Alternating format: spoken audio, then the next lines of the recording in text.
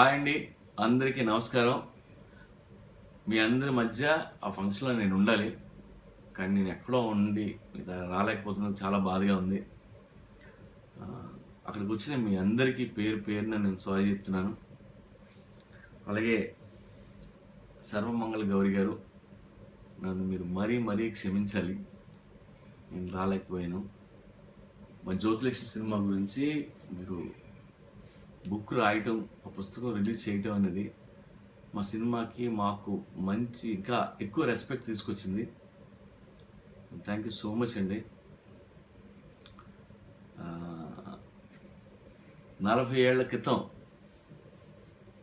మల్లాది వెంకటకృష్ణమూర్తి గారు ఒక కథ రాశాడు. 20 ఏళ్ల క్రితం నేను సినిమా తీద్దాం అనుకున్నాను. 7 ఏళ్ల క్రితం చార్మికి చెప్పి నేను ఈ సినిమా తీద్దాం మేము ఇద్దరం అనుకున్నాం. సరే, ఫైనల్గా సినిమా తీసాం. ఈ ప్రాసెస్కి మీరు పుస్తకం రాసి మీరు తిలకం దిద్దారు. అంతేకాదు మా గురువు గారు భరణి గారు దానికి ముందు మాట కూడా రాశారు. I'm so happy. Thank you so much sir. And Charmi ఏ జన్మలోనో అదృష్టం చేసుకుంది. ఎందుకంటే తను చేసిన ఒక పాత్ర గురించి ఒక బుక్ రాయటం, మీలాంటి గొప్ప వాళ్ళు ఇలాంటి పుస్తకం రాయటం అనేది నిజంగా తను చేసుకున్న అదృష్టం. మీరు మధురవాణి క్యారెక్టర్తో పోల్చారు. I'm so happy. అలాగే ఈ సినిమాలో సత్య గురించి రాశారు, శాండీ గురించి, అజయ్ ఘోష్, భాస్కర్ పట్ల లిరిక్స్ గురించి రాశారు. వెరీ హ్యాపీ అండి.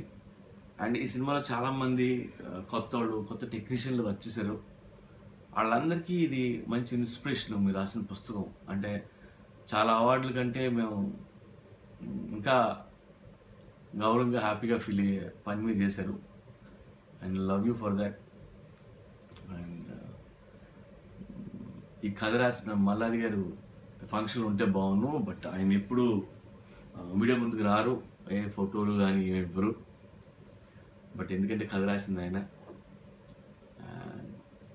థ్యాంక్ యూ అండి, థ్యాంక్ యూ సో మచ్. నేను రాగానే వచ్చి మీ పుస్తకం కొనుక్కొని మొత్తం చదివి వచ్చి మిమ్మల్ని కలుస్తాను. కలటమే కాదు, మీరు మరో పుస్తకం రాసే ఓ మంచి సినిమా తీయడానికి కూడా నేను ట్రై చేస్తాను. అండ్ సారీ అండి గురుగారు, భరణి గారు, నన్ను క్షమించాలి రాలేనందుకు. చార్మి సారీ. అండ్ గౌరీ గారు, నన్ను క్షమించండి. See you soon. Love you for this.